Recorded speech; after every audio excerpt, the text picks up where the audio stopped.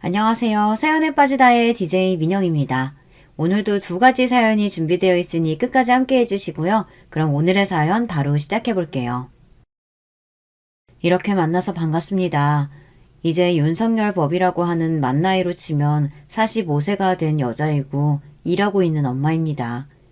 제 성격이 시시콜콜 제 이야기나 고민 이야기를 어디 나가서 하질 못해요. 일하랴 집에 오면 애들 밥에 빨래, 설거지 등 집안일을 하느라고 24시간 돌아가는 편의점 같은 생활을 해서 정신적인 여유가 없어요. 당연히 친구를 만나거나 모임에 나가서 속풀이할 시간은 엄두도 못 내죠. 그래서 늘 마음속으로 혼자 앓고 고민하는 성격입니다. 남편은 뭐 아시잖아요. 남의 편인 거요. 쓸쓸한 현실이지만요. 그렇게 혼자서 슬픈 일도 삭히고 힘든 일도 꾹꾹 참고 그렇게 살다가 이 나이가 되고 보니 많은 것이 허망하고 공허하더라고요. 최근 들어 알게 된 이 유튜브에서 많은 분들의 사연을 듣다 보니 저도 참 공감하면서 손을 탁탁 치게 되고 댓글에 좋은 이야기가 많아 자꾸자꾸 찾게 됩니다. 요즘 제 힐링의 시간이에요. 사연에 빠지다. 그러다가 최근 제가 많이 고민하고 있던 일이 있어 저보다 인생 선배가 많으신 이곳에 제 사연을 올리게 되었어요. 간곡한 마음으로 한자 적어볼 터이니 제 이야기에 대한 쓴소리, 공감, 다양하게 댓글로 남겨주시면 감사하겠습니다. 저는 부모님 슬하에 언니, 남동생 이렇게 3남매의 둘째로 태어났어요. 평범하게 잘 살았던 우리 가정에 먹구름이 들이우게 됩니다. 제가 중학교를 다닐 무렵인가요? 아버지가 하시던 가게가 문을 닫게 됩니다. 아버지는 옛날부터 초등학교 앞에서 작은 서점을 하셨어요. 아버지의 서점은 단순히 우리의 생업수단을 넘어 우리에게는 놀이터와 같았습니다. 저와 남동생은 어릴 때부터 아버지의 서점에서 책도 나르고 먼지가 뽀얗게 쌓인 재고 책들을 하나씩 닦아가며 서점 일을 도왔습니다. 당연히 서점에 있는 책도 보면서 책을 가까이 하며 자랄 수 있었죠. 그런 환경 덕에 저는 지금도 가방에 늘 책 한두 권을 넣고 다니면서 출퇴근길이나 잠시 짬이 날 때면 어김없이 책을 꺼내들어 읽곤 합니다. 책이 좋아서 시작하신 서점이 날이 지날수록 학생들이 찾지 않고 어른들이 찾지 않고 그냥 손님이 거의 없는 가게가 된 지 1년 만에 폐업을 하게 되었어요. 당시 온라인 책 구매가 유행처럼 번지면서 게다가 온라인에서 할인을 하면 더 싸게 문제집이나 책을 구입할 수 있으니 서점을 찾을 이유가 없어진 탓이겠죠. 아버지가 서점을 문 닫던 날 저는 금방 아버지가 다른 가게를 열고 이전처럼 열심히 하실 거라는 생각에 그리 불안하지 않았어요. 하지만 생각보다 아버지의 휴직은 길어졌고 우리 집의 수입이 끊기게 되자 평화롭던 일상에 위기가 찾아오게 됩니다. 당장 언니는 대입을 준비하고 있었는데 집안 사정이 이러니 등록금이 적은 국립대 중에서 골라가야 할 상황이 되었어요. 언니만큼 공부를 잘하진 않지만 반에서 5등에서 8등 정도 하던 저는 대학교를 포기하고 역사가 오래된 상업고등학교에 진학하기로 결정했습니다. 아버지는 서점에 잘 어울리는 분이셨지만 회사에 들어가기엔 나이도 많고 경력도 없고 그러다가 아파트 관리실에 일자리를 구하시게 되었습니다. 당장 먹고 살 걱정은 없어졌지만 그렇다고 3남매의 대학 뒷바라지를 하기엔 빠듯한 월급이셨던 것 같아요. 엄마가 네 아버지 월급이 얼마다 라고 구체적으로 말씀하신 적은 없지만 두 분은 늘 돈을 구할 걱정을 하셨으니 저는 당연히 고등학교를 졸업하면 취직을 해야 한다는 생각을 하고 자랐던 것 같아요. 저는 상업고등학교에서 공부를 꽤 잘했습니다. 타고난 성실성과 어릴 때부터 책을 가까이 했던 탓인지 반에서 늘 1, 2등을 하며 선생님들의 기대를 한몸에 받는 우등생이었죠. 그러던 중 저에게도 아주 좋은 소식이 생겼습니다. 제가 고등학교 졸업을 하기도 석 달 전에 신협에 합격을 하게 된 거예요. 모든 선생님들과 친구들은 저의 취직을 축하해 주셨습니다. 오죽하면 학교 대문에 플랜카드도 붙이셨어요. 축 상업고등학교 졸업생 고선의 신협 입사. 우리 집에서요, 경사가 났죠. 제 신협 합격 소식에 대학생이던 언니는 제가 좋아하는 딸기 케이크를 사들고 와서 축하 파티도 열어주었습니다. 아버지의 사업 실패 이후 우리 남매는 제 각자가 열심히 살아왔어요. 언니는 교대를 다니고 저는 신협에 취직하고 남동생도 나중에 서울권 대학교에 합격하고 아르바이트를 하며 한 사람의 몫을 톡톡히 했습니다. 저는 은행을 다니면서 본 월급 중 100만 원은 부모님께 드리고 100만 원은 저축하며 남은 돈을 용돈으로 사용하고 지냈어요. 그러다가 제 나이 26살 때가 되었을까요? 제가 한참 일하고 있는데 어떤 청년이 번호표를 들고 찾아왔습니다. 어서오세요, 고객님. 무엇을 도와드릴까요? 네, 저 여기서 적금 하나 들려고요. 저는 그 청년의 적금 가입을 도와주는 업무를 하고 있었어요. 그런데 그 청년은 자꾸 저를 흘끔거리고 쳐다보는 것이었어요. 속으로 아유, 내 미모에 또 반했구만. 어제처럼 머리 벗겨진 아저씨가 아니라서 기분은 좋네. 하고 대수롭지 않게 생각하고 적금 통장을 만들어서 보내드렸습니다. 그런데 그 청년이 오는 것은 그날만이 아니었어요. 그 다음날도 또 그 다음날도 3일 연속 우리 은행에서 게다가 번호표도 서너 장 뽑아놓고 다른 창구 번호가 뜨면 안 가고 제 창구인 5번만 기다리는 거예요. 이제 확신이 들었습니다. 아, 이 남자가 나한테 마음이 있구나. 하지만 이 남자는 계속 적금, 자유예금, 청약저축 이렇게 금융상품 개설만 할 뿐 저에게 전화번호를 묻거나 차 한잔 하자거나 어떤 개인적인 이야기도 하지 않는 거예요. 이쯤 되고 보니 이제 저도 이 남자가 신경이 쓰이는 겁니다. 찬찬히 보니 키는 176cm 정도의 중간 이상 되는 키로 검은 뿔테를 쓴 괜찮은 얼굴이었어요. 몸매는 뚱뚱하지도 마르지도 않은 적당한 체형이고 늘 파란 넥타이를 맨 깔끔한 정장 옷을 입고 있었고요. 나이는 저보다 3살 많고 주소도 바로 옆 동네였어요. 직장은 우리 은행 인근의 한 중견기업 대리였고 게다가 이름도 저는 알죠. 제가 어떻게 이 남자의 신상을 이렇게까지 알 수 있을까요? 맞습니다. 저는 은행에서 이분의 통장을 개설하면서 여러 가지 인적사항을 볼 수 있으니까요. 그러니까 이 남자가 어떤 사람인지 무슨 일을 하는지 등 이야기하지 않아도 알 수 있어요. 신원이 확실한 괜찮은 사람이라는 것도요. 그렇지만 이 남자가 진짜 은행에 관심이 있는 건지 나한테 관심이 있는 건지는 아직 모르겠어요. 옆에 친한 언니가 매일 놀렸습니다.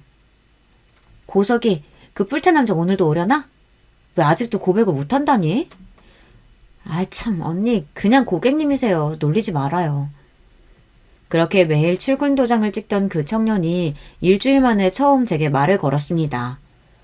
저 고선혜 씨, 제가 왜 매일 여기에 오는지 눈치채셨죠?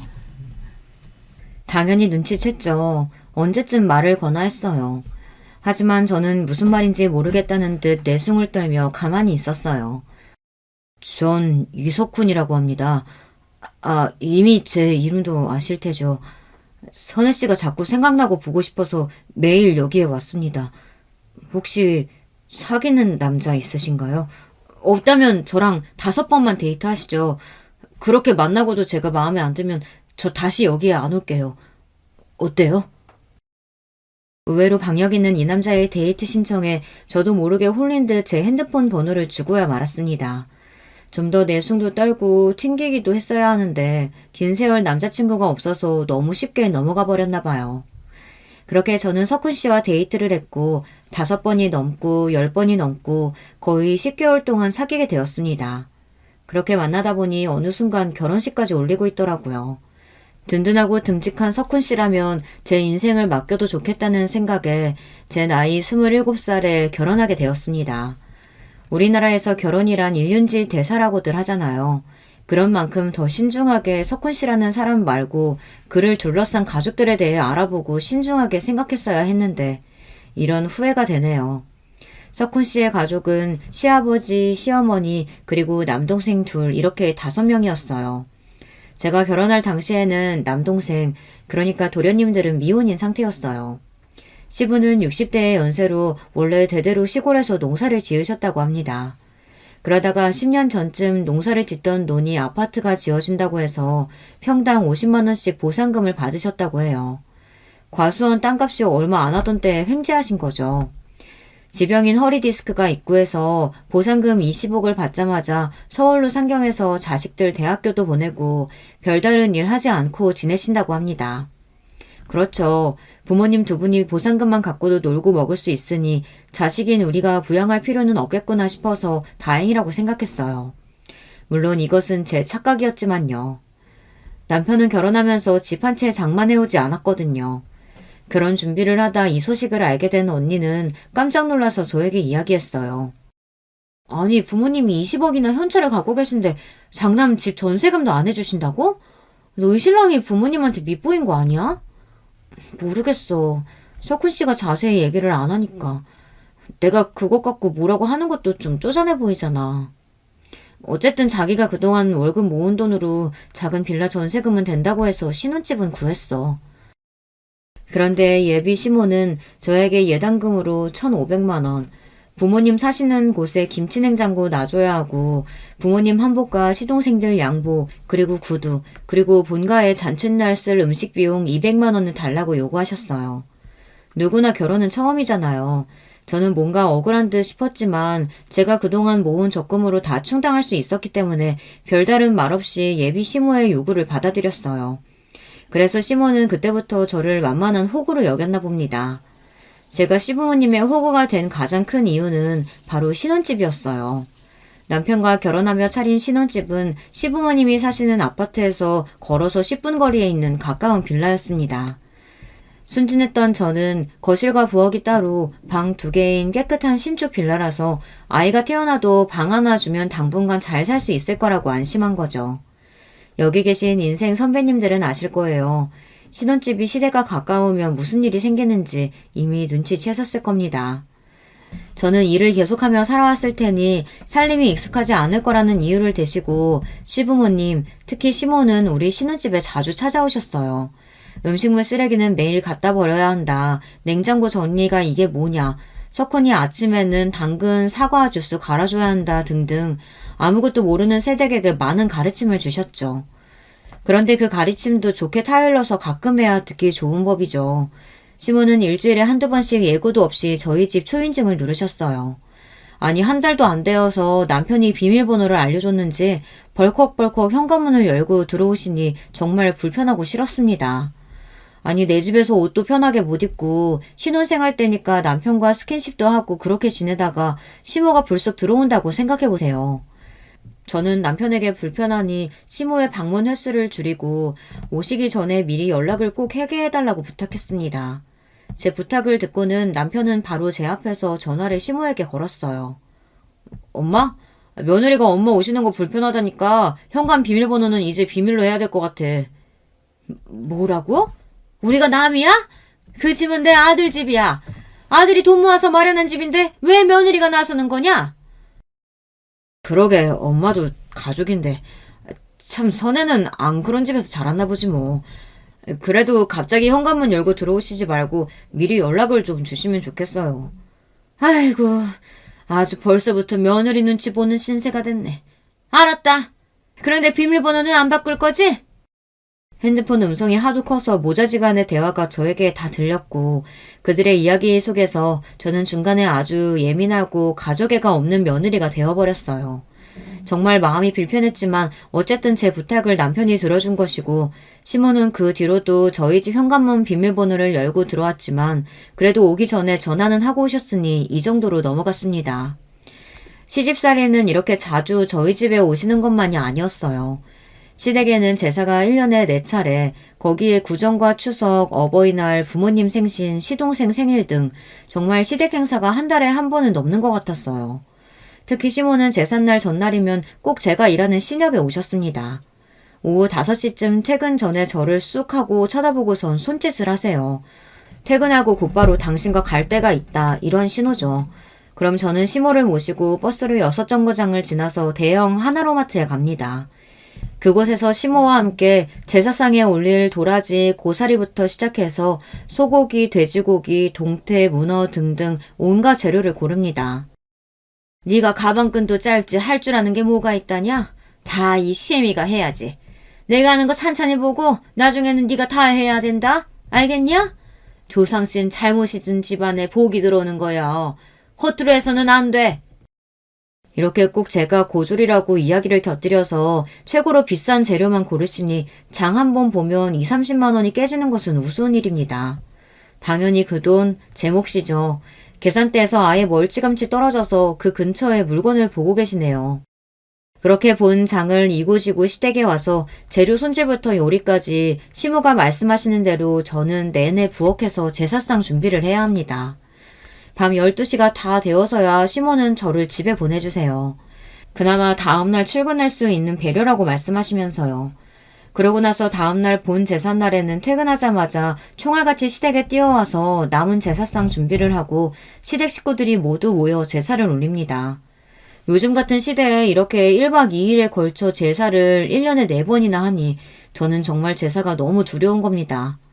우리 친정집에서도 제사는 명절과 1년에 1번 드렸을 뿐인데 정말 너무한 처사가 아닌가 싶어요. 그나마 제가 위안을 삼는 것은 시모의 불평이었죠. 영감, 내가 언제까지 이 제사 치르느라 골병을 들어야겠어요?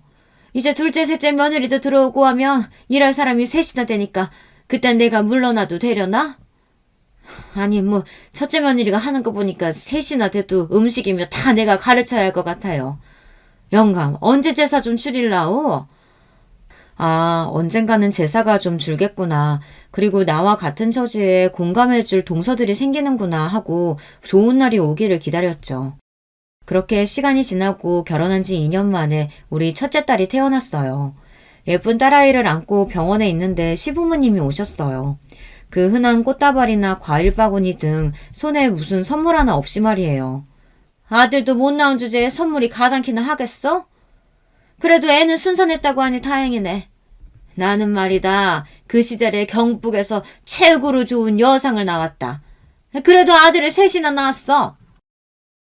손자 낳느라 고생한 며느리 앞에서 제일 먼저 꺼낸 이야기가 이 정도예요. 이 말은 제가 두고두고 한이 맺힐 만큼 서운했습니다. 엄마 말이라면 껌뻑 죽는 남편도 이때만큼은 너무했다 싶은지 제 편이 되어주었어요. 아니 진짜 엄마 아빠 빈손으로 오신 거예요? 첫 손주인데 이렇게 예쁜데? 요즘 아들보다 딸이 더 효도하는 거 모르시나?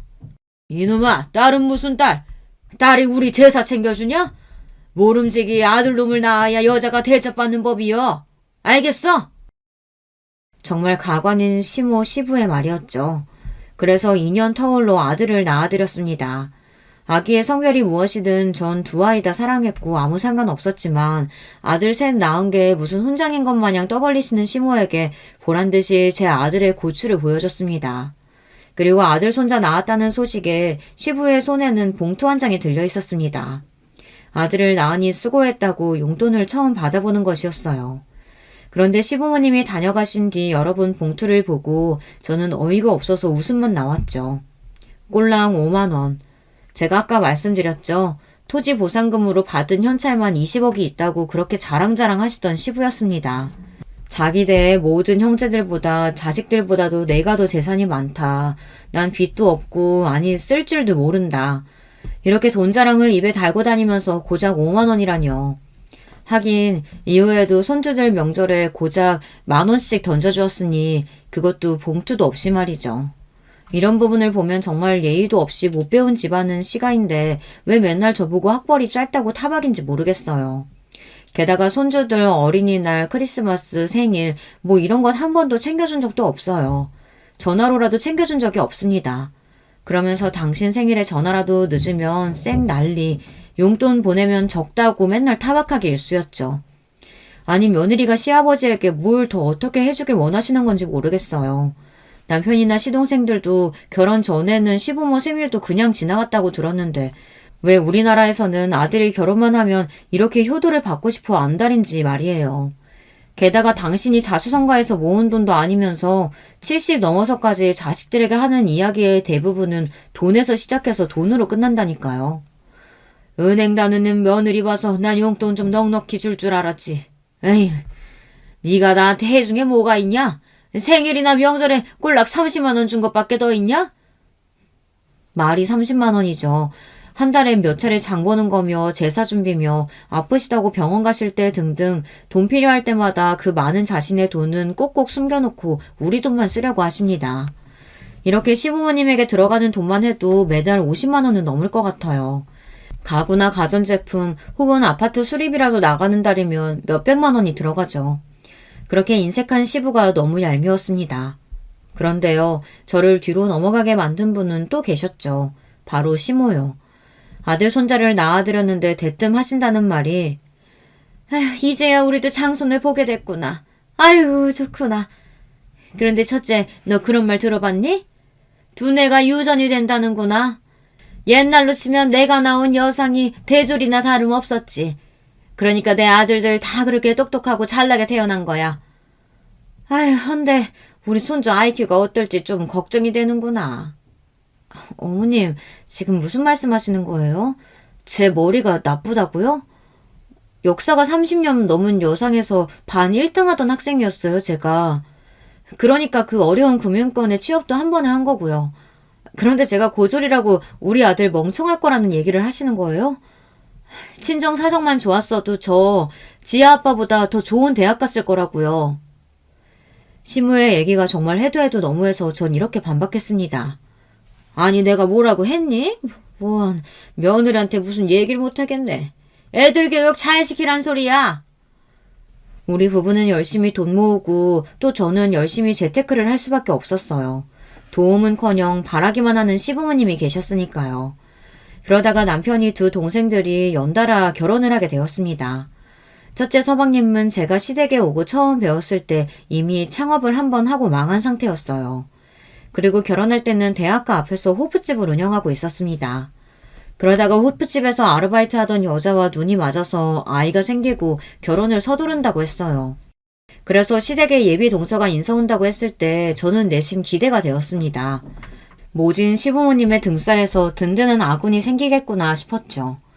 저와 첫째 서방님은 동갑이었거든요. 예비 동서는 우리보다 3살 아래의 아가씨였어요. 평범한 외모에 말씨가 곱고 애교가 있는 아가씨였습니다. 말을 참 예쁘게 해서 좋아 보였죠. 그런데 이 첫째 동서의 야가 빠진 속을 첫 제사 때서야 알아차렸어요. 동서가 시댁에 들어오고 나서 맞는 첫 제사였습니다. 어머님, 오늘은 제가 일이 많아서 야근을 할 것 같은데 동서하고 제사 준비해보시는 건 어떨까요? 내가 여자 셋이서 한번 해보려고 했는데 어제 둘째한테서 전화 왔더라. 아니 친정아버지가 쓰러지셔서 내려가는 길이라고. 어쩌겠냐. 다음 제사에서 가르쳐야지. 동서가 한 명 생겼지만 여전히 제사상 준비를 하는 며느리는 저 혼자였습니다. 동서는 어떻게 제삿날마다 앞두고 친정아버지가 쓰러지셔, 친정어머니가 팔이 부러지셔, 친구 장례식이 생겨 정말 각양각색의 핑계를 대며 제삿날 얼굴도 비추지 않는 겁니다. 하도 심하니까 시부가 불편한 기색을 드러냈죠. 둘째 이놈아, 네 부인은 왜 맨날 제사 때마다 불참인게야? 그 핑계들도 다 거짓부렁 같은데 안 그러냐? 에이 아빠 설마 그러겠어요? 참 집사람이 이거 갖다 드리라고 너무 죄송해서 드리는 선물이라고 하대요.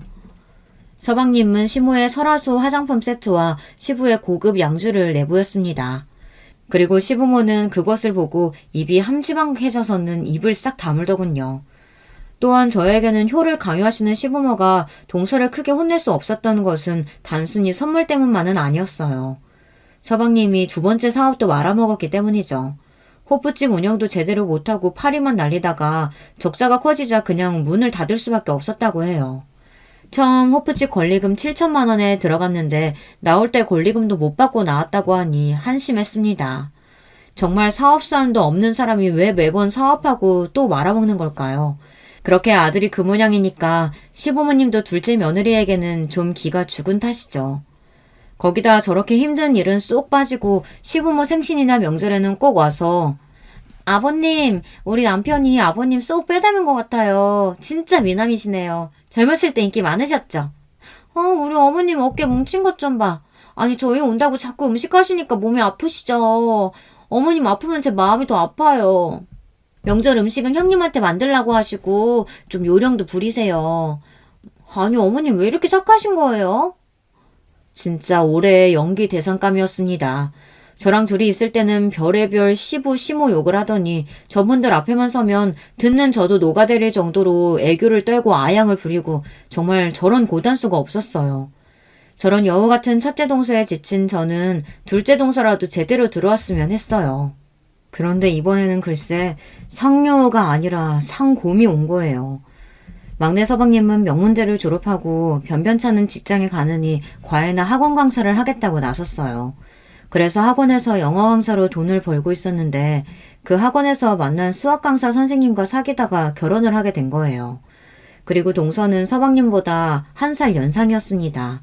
막내 동서는 강사라는 직업 때문에 낮밤이 바뀌어서 전화를 못 받는다며 시부나 시모의 전화도 가뿐히 씹어주는 아주 담력이 큰 여자였습니다. 뿐인가요? 제사에 온 적은 제가 결혼한 지 17년 동안 3번도 안 될 거예요.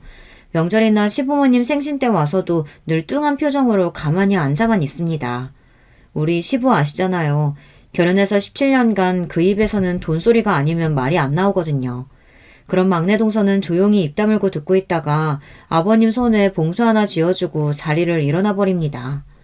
그 봉투에는 한 50만 원쯤 들어있는 모양이에요. 그러면 시부도 아무 소리 안 하고 안방으로 들어가십니다. 시모도 마찬가지예요. 그런데 부엌에서 일하고 있는 저는 정말 복장이 터집니다.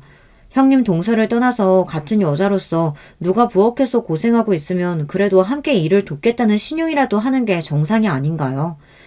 이 막내 동서는 이 집에 부엌이라는 곳이 있는지도 모르겠다는 듯이 거실 소파와 북박이로 앉아서 TV만 보고 있습니다.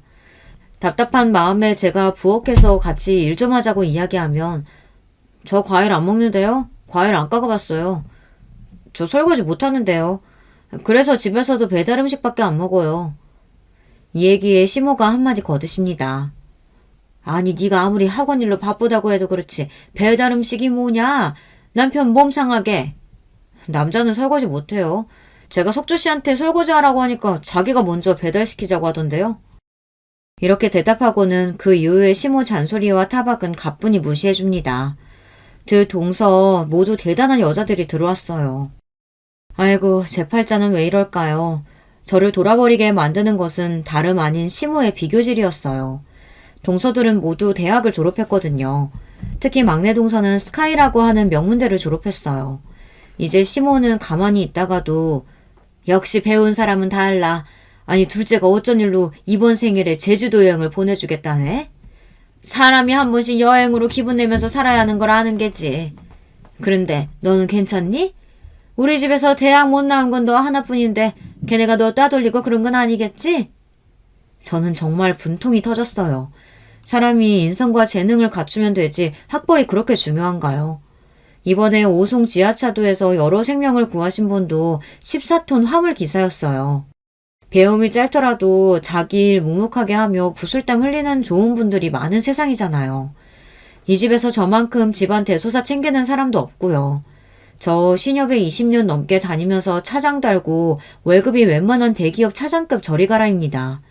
둘째 서방님과 부대찌개 집 하는 동서나 학원에서 애들 가르치는 일밖에 안 해본 동서, 그 누구에게도 지지 않을 연봉과 사회적 지위가 있는 사람이라고 자부해요. 그런데 왜 시부모님 앞에서는 영원히 고졸이고 영원한 약자일까요? 저도 이제 나이 먹을 만큼 먹었고 애들도 중고등학생으로 컸습니다. 직장에서는 이제 은퇴 압박이 있을 만큼 고참 관리직으로 있어요. 저처럼 애들 키우며 오래 다니는 여직원은 거의 없을 정도로 독하게 직장에서 살아남았습니다. 더 이상은 시댁에서 시모처럼 학벌 취급당하는 인생 살고 싶지 않아졌어요. 그러던 어느 날 저의 분노와 인내심을 터뜨려버린 사건이 생기고 말았습니다. 어버이날을 맞아서 어머님 음식 준비 쉬시라고 출장 뷔페 음식을 시댁에 시켜놨어요. 그리고 퇴근 후 남편과 애들을 데리고 시댁에 갔습니다. 웬일인지 시댁에는 둘째 서방님네가 먼저 와 있었어요. 저는 옷을 벗고 출장 뷔페 음식을 세팅하다가 부엌 옆 작은 방에서 대화 소리를 듣게 되었습니다. 대화하는 사람은 동서와 시부였어요. 아버님, 지금 부대찌개 집도 망할 것 같아요. 아범이 자기는 이런 식당과 안 어울린다면서 이번에는 스크린 골프장을 알아보겠대요. 스크린 골프장이 참 유망해요, 아버님. 다 좋은데 사업 자금이 좀 많이 필요해요. 어떻게든 도와주실 거죠? 아이고, 그놈은 좀 진득하게 하라고 했더니 얼마가 필요한데? 한 3억 정도요. 뭐라? 아유, 그런 돈은 없다. 아니, 지난번 부대찌개 차릴 때도 내가 1억 5천만 원 주지 않았냐? 그리고 너 들어오기 전에 그 호프집도 권리금 7천만 원은 내 돈이었어. 그놈이 그걸 홀라당 말아먹고 말았지만 그냥 지금 부대찌개집 잘 해보라고 해. 응? 아버님이 안 주시면 저희 사채비나 알아볼 거예요. 방법이 없어요, 방법이. 그렇게 아버님은 서방님 내에 3억을 약속하신 겁니다. 아니 세상에 이런 일이 있습니까? 지금까지 살면서 시부모님이 우리 부부에게 주신 돈은 아들 낳았을 때 받은 5만 원이 다였습니다. 우리 애들은 어떤가요? 손주라고 학교 졸업 입학할 때 변변찮은 선물도 받은 적이 없습니다. 늘 우리 지갑에서 당신들 필요로 하는 것을 뽑아갔죠. 그런데 서방님 내에는 사업 자금을 7천만 원, 1억 5천만 원, 이제는 2억까지 약속했습니다. 같은 자식이 아니었어요. 나와 남편은 호구였고 진짜 자식은 둘째네였죠. 일단 못 들은 척하고 있는데 막내 서방님네가 시댁에 와서 시부모님에게 인사를 했습니다. 그리고 가족들이 모여 앉아 있었어요. 저는 아직도 억울함, 그간의 한 분노를 삭히지 못하고 안절부절하며 겨우 자리를 지켰습니다. 마음 같아서는 모두 다 뒤집어 엎어 버리고 싶었지만 얘기하기 적당한 때를 기다리자며 참았어요. 셋째 동생은 시모에게 버버리 핸드백을 안겨드리고 시부에게는 골프채를 선물했습니다. 그 가증스러운 얼굴로 아양을 떨면서 말이죠. 막내 동서는 시모와 시부에게 각각 파란색 봉투를 드렸습니다. 두툼한 모양이 아마 50만 원 이상은 들어있는 모양이었어요. 그리고 저는 흰 봉투에 넣은 상품권을 시모에게 드렸습니다. 시부와 시모는 제가 드린 봉투를 열어보더니 혀를 끌끌 찼습니다. 네가 지금 나를 무시하는 게냐? 내가 평소에 30만 원은 부족하다고 말했을 텐데 이번에도 상품권 30만 원? 오늘 이 집 차린 출장 뷔페 음식값만 30만 원 들은 건 알고 말씀하시는 거예요?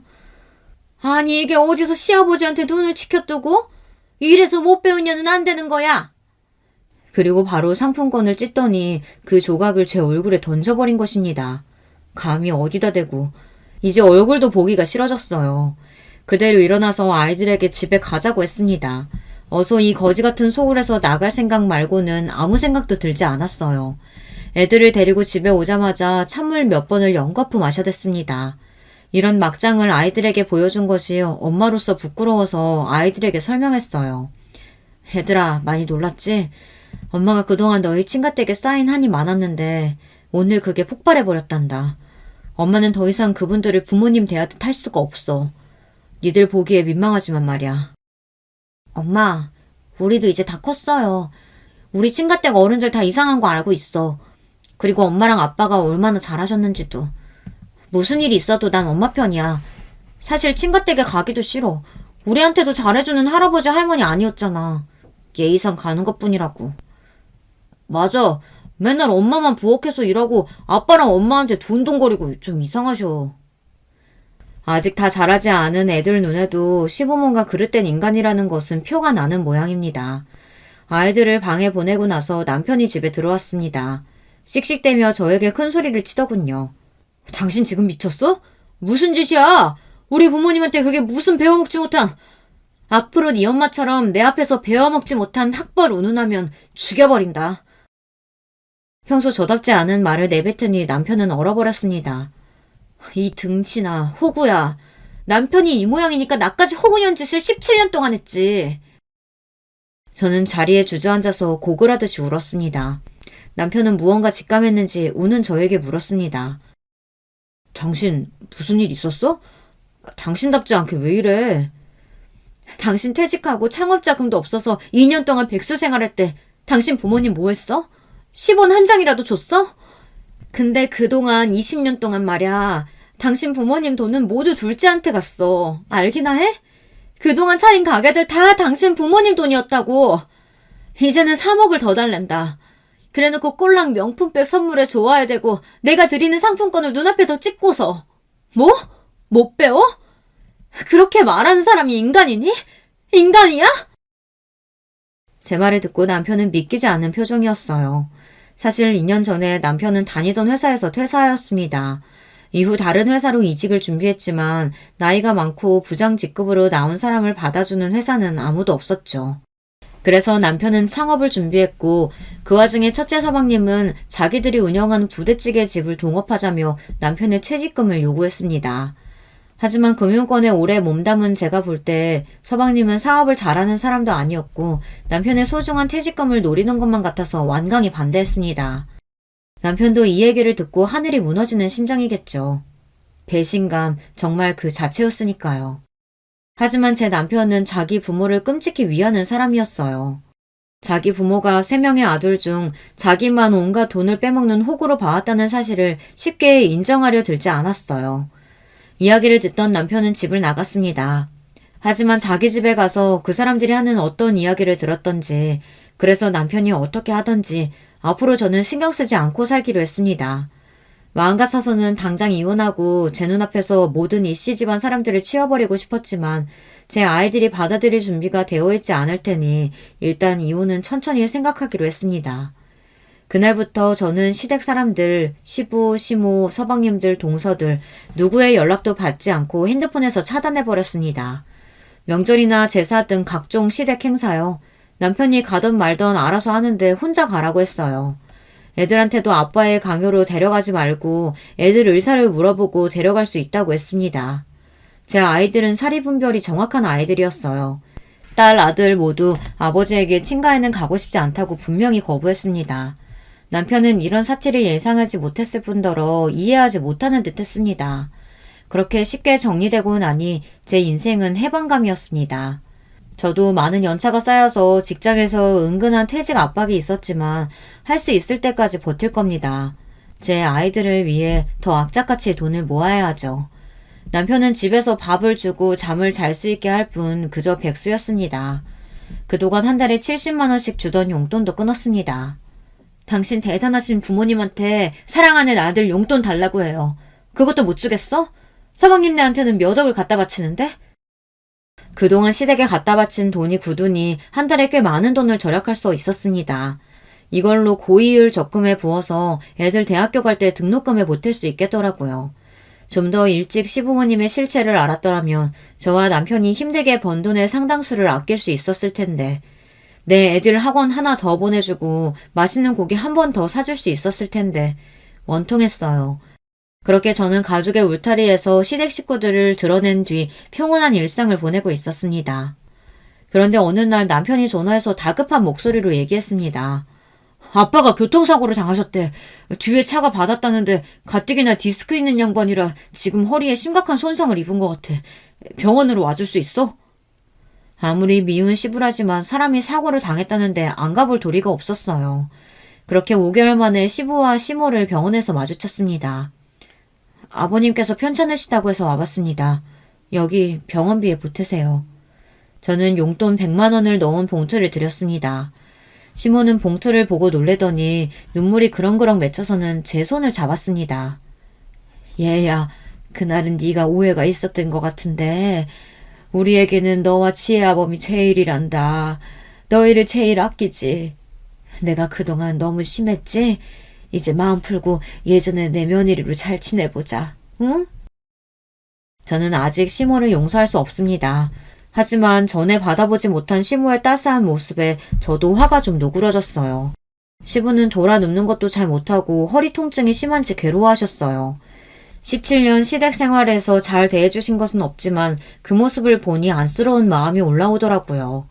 의사 얘기로는 고령이고 원래 갖고 계신 디스크가 있으시니 전신 마취 수술을 권하지 않는다고 해요.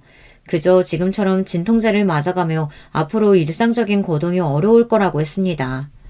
병문안을 다녀오고 나서 시부모를 미워하는 감정이 조금 누그러지니 저 역시 전보다는 한결 마음이 편안해졌습니다. 시모가 거동이 안 되는 시부 병간호를 하시고 남편은 퇴근하고 한 번씩 다녀오는 것 같았죠. 저도 일주일에 한 번은 죽이나 밑반찬을 싸서 병원에 가는 남편 손에 들려줬습니다.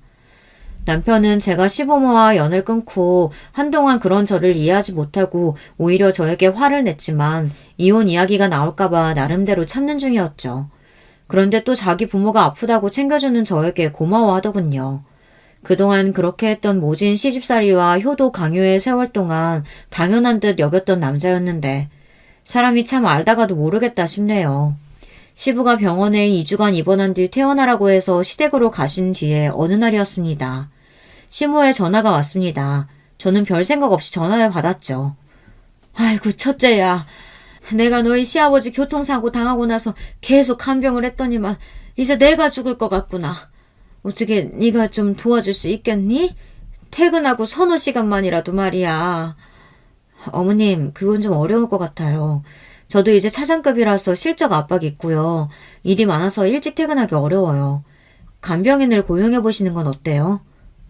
간병인? 간병인 쓰면 얼만데? 그 간병인비 대줄래? 사람이 오냐 오냐 하면 가진 것을 다 달라고 한다더니 요즘 제가 전화도 받아주고 하니까 다시 예전처럼 호구로 보시는 모양이네요. 아니요, 어머님. 제가 말씀드렸잖아요. 지금까지 저희 도와주신 거 1원도 없으시고 전 앞으로 기본적인 도리만 할 겁니다. 그간 챙겨주신 둘째 아들에게 얘기해보세요. 설마 몇 억이나 받아놓고 그깟 간병비 안 드릴까요? 시무는 그 뒤로도 저를 설득했지만 끝까지 거절하고 전화를 끊었습니다. 아니, 상황이 그렇지 않나요? 창업자금을 그렇게 받은 자식이 부모님은 모시지 못해도 간병비는 드릴 수 있는 거 아닐까요? 그런데요, 며칠 뒤부터 제 복장을 터지게 하는 일이 벌어졌습니다. 남편이 매일 9시부터 저녁 6시까지 시부를 간병하러 가는 거예요. 아들 본인이 효도하겠다는데 거기에 뭐라고 하는 게 참 어렵더라고요. 하지만 이 시부모는 퍼주는 아들 둘이나 있건만 또 첫째에게만 효도를 강요하고 있고 등신같이 그것을 따르는 남편을 보고 있자니 너무너무 답답했습니다. 게다가 이 남자가 지금 다른 직장에 취직하거나 창업 준비를 열심히 해야 할 때에 가족의 생계를 나몰라라 하는 거잖아요. 저는 첫째 동서에게 전화를 걸었습니다. 어머, 형님 그날 그렇게 나가고 나서 시댁이랑 인연 끊은 줄 알았는데 어쩐 일로 저에게 전화를 다 하셨어요? 인연 끊고 싶어. 그런데 지금 이 상황은 말이 안 되잖아, 동서. 그날 나 다 들었어. 서방님이 그동안 창업 자금을 몇 억씩 받아갔다면서 재산이나 병원비 등 우리가 효도는 다 해놓고 엉뚱한 자식이 돈은 다 쓰더라. 그런데 내가 눈이 안 뒤집히겠어? 아, 들으셨구나. 그런데 형님, 저희 사정이 워낙 안 좋고 오죽 힘들면 그 짜디찬 시부가 도와주시겠어요. 정말 힘들거든요, 지금도. 그건 동선의 부부가 할 일이고 내가 전화한 용건은 따로 있어. 지금 시부 병간호를 심호도 못하시겠다고 해서 지아 아빠가 가서 하고 있는 거 알고 있으면서 서방님이랑 동서 지금 나 몰라라 하는 거야? 아, 저희도 도와드리고 싶은데 가게 일이 팔이 날려서 폐업한다면서 무슨 가게 일이야. 딴 말 없어. 간병에 쓸 거니까 새 아들이 나눠서 내도록 해. 그렇게 알고 있어. 그 뒤로 동서가 뭐라고 말하든 저는 전화를 끊었습니다. 막내 동서에게도 같은 이야기를 했고 막내 동서는 그래도 순순히 나눠내겠다고 하더군요. 그렇죠. 자기들이 직접 와서 간병하는 건 꿈에도 생각하고 있지 않은 듯 했어요. 그렇게 돈을 모아서 간병인을 시댁에 보내놓고 지혜 아빠에게 빨리 취직하는 일에 집중하라고 했습니다. 지혜 아빠는 그 이기적인 동생들에게 간병비를 얻어낸 것이 신기했던 모양인지 저를 약간 존경스러운 눈빛으로 보더군요. 그러다가 1달 반 정도 지났을까요? 저는 피가 거꾸로 솟는 일을 당하게 됩니다. 급한 심호의 호출에 남편과 시댁에 갔어요. 내가 미쳐버리겠다. 니네가 붙여준 조선족 간병인 내쫓았어. 그런 이상한 사람 말고 우리나라 사람으로 새로 구해줘라. 어머님, 한국 사람 간병인은 지금에 100만 원은 더 써야 구할 수 있어요. 어머님 혼자 간병 못하시겠다고 하셔서 간병인 붙였는데 웬만하면 그냥 참고 쓰시죠.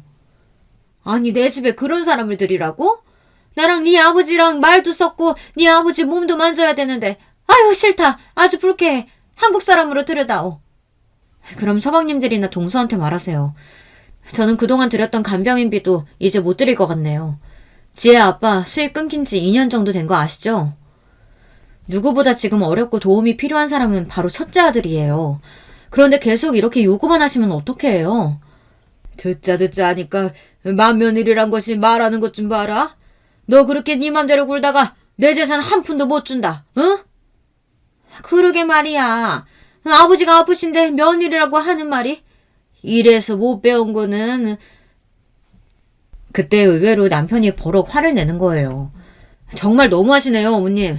그 말 때문에 지혜 엄마가 가슴에 한이 맺혀서 연 끊으려고 했던 거 잊으셨어요? 지혜 엄마 불쌍한 사람이에요. 제가 두 분 말씀만 따르고 효도한다고 이 사람 생일에 좋은 선물 해준 적도 없고 우리 집 제사랑 모든 일을 이 사람만 했어요. 지금 동생 2, 3개나 있고 재수씨 2이나 있는데 걔네가 두 분한테 뭐 해줬어요? 저도 지금 2년 동안 백수로 남편 노릇 못하고 있는데 두 분 간병까지. 이제 못 참겠습니다. 첫째 아들 없는 셈 치고 사십시오. 지금까지 저 바란 적 없이 두 분 모셨어요. 유산 필요 없으니까 마음대로 하십시오. 어차피 한 푼도 준 적도 없었는데 뭐. 그러고 남편은 제 손을 잡고 시댁 문을 박차고 나갔습니다. 불쌍한 내 남편, 제 앞에서는 티를 못 냈지만 자기 부모에 대한 원망이 아주 많은 것 같았습니다. 제가 봐도 정말 해도 너무하셨으니까요. 남편은 제게 그동안 정말 미안했다고, 앞으로는 우리 애들과 저를 위해서만 살 거라고, 금방 취직을 하든 창업을 하든 가장 노릇을 제대로 하겠다고 다짐했습니다. 저는 남편의 손을 꼭 잡아주었어요. 그 뒤로 어떻게 됐냐고요? 남자가 마음을 먹으면 정말 무섭더라고요. 남편은 그 뒤로 자기 부모의 연락도 동생들의 연락도 모두 받지 않고 정말 연을 끊고 살았습니다. 우리 집이 시댁과 발길을 끊은 뒤 얼마 전에 시모와 첫째 동서네가 웬 김치를 가져왔다며 현관벨을 누르는 게 아니겠어요? 하지만 저는 문을 열어주지 않고 그저 가시라고만 했습니다. 현관문에서 둘이 문을 쾅쾅 두드리고 사람 새끼 아니라면 욕을 하다가 돌아가더군요. 나가보니 김치도 대접 한 그릇 정도 그거 조금 가지고 와서는 그냥 부려먹을 호구가 필요해서 제 눈치 살피러 온 것 같았죠. 지금도 한 번씩 저에게 동서들이나 시모는 전화나 문자를 보냅니다. 심지어 막내 동서는 이런 문자를 보냈어요. 형님, 저는 형님 응원하는 사람이었는데 이렇게 되고 나니 너무 아쉽네요. 매일같이 시부모가 간병의 돈에 시달리고 있어요. 우린 저 늙은이들 못 모셔요. 간병도 못하고요. 부모님 유산 반 드릴 테니까 다시 와주세요. 속으로 참 비웃고 답장도 하지 않았어요. 여러분, 저와 남편은 어떻게 해야 할까요? 지금 이렇게 사니까 속은 정말 편한데요. 마음 한구석에는 그래도 부모인데 아프신데 싶고, 하지만 그 세월 동안 당했던 일을 떠올리면 아직도 손이 막 떨리고 있죠. 그냥 퍼주는 자식 따로, 희생만 강요당하는 자식 따로, 이런 걸 요즘 가스라이팅이라고 하더라고요. 잘한 놈은 계속 잘해야 하고 한 번이라도 못하면 욕 뒤지게 먹고 못한 놈은 계속 못하다가 어쩌다 한 번 잘하면 칭찬 배불리 먹고. 사실 저는 이제 친정 부모님께 못다한 효도하면서 살고 싶어요. 그리고 그 시모의 지겨운 학벌 타령, 그것 때문에 저까지 학벌 콤플렉스가 생길 것 같아요. 이제 몇 년만 고생하면 둘째까지 대학 입학하고 그리고 남편도 창업이나 취업 성공해서 안정적으로 고정 수입 생기고 하면 직장 그만두고 대학교 심리학과에 가서 공부를 하고 싶습니다. 사실 오랫동안 상담 치료사가 되고 싶은 꿈이 있었거든요. 저 이제 제 자신을 위해서 그렇게 살아도 될까요? 여기 계신 많은 분들께서 제 이야기에 대해 댓글을 남겨주시면 감사하겠습니다. 그 댓글 보고 많이 생각해서 앞으로의 인생을 잘 결정해 보겠습니다. 그럼 저는 이만 물러날게요. 지금까지 이야기 들어주셔서 감사합니다. 여러분, 두 번째 사연 시작하기 전에 좋아요, 구독 꼭 눌러주실 거죠? 그럼 시작합니다. 안녕하세요. 저는 지방에 거주하며 남편과 두 아들과 함께 행복하게 사는 50대 여자입니다. 50년 넘게 인생을 살면서 행복하다고 이렇게 얘기할 수 있는 게 참 감회가 새롭습니다. 제 나이 때는 특히 자수성가한 사람들이 많잖아요. 요즘은 금수저라고 부모복을 타고난 친구들이 참 많던데 우리 세대엔 그런 사람이 적었어요. 어린 시절 얘기하면 진짜 눈물 없이는 들을 수 없는 사연의 소유자들이 참 많습니다. 사람마다 정도의 차이는 있지만 저 역시도 가난에 관한 얘기를 하면 빠질 수가 없어요. 지금이야 돈 걱정 없이 남편과 행복한 나날을 보내고 있지만요. 예전에는 제가 이렇게 살 줄은 상상도 하지 못했습니다. 저는 지금은 광역시에서 살고 있는데 고향은 옆에 있는 작은 지역이에요. 인구가 10만도 채 되지 않는 아주 작은 곳이고 지금도 발달이 그렇게 많이 되진 않았습니다. 심지어 제가 지역 이름을 말하면 처음 듣는 사람도 많더라고요. 지금도 그러는데 예전엔 어땠겠어요? 완전히 시골 중에서도 시골이었습니다. 그런 시골에서 아버지는 우체국에서 공무원으로 일하셨어요. 학교에 들어가기 전에 미취학 기억이 많았지만 아버지 얼굴이 흐릿하게 기억은 납니다. 아버지를 생각하면 나쁜 기억은 하나도 없어요. 저는 사남매 중 장녀로 태어났고 아래로는 동생들이 있습니다. 제가 그래도 첫째라고 아버지가 제일 많이 예뻐하셨던 기억이 나요. 하지만 아버지에 대한 기억은 이렇게 단편적인 기억뿐이랍니다. 왜냐하면 아버지는 제가 7살 때 돌아가셨어요. 학교에 들어가기 겨우 몇 달 전에 어머니와 우리 사남매를 놔두고 아버지는 하늘로 가셨습니다. 돌아가신 원인은 병에 걸리거나 그런 건 아니고 교통사고였어요. 그때 눈이 진짜 많이 왔었거든요. 그런데 우리 고향이 유독 눈이 많이 오는 지역이라 그날도 특설주의보가 내렸었다고 합니다. 아버지는 눈을 치우러 나가셨다가 눈길에 미끄러진 버스와 추돌사고가 나셨어요. 그리고 그 자리에서 바로 돌아가셨죠.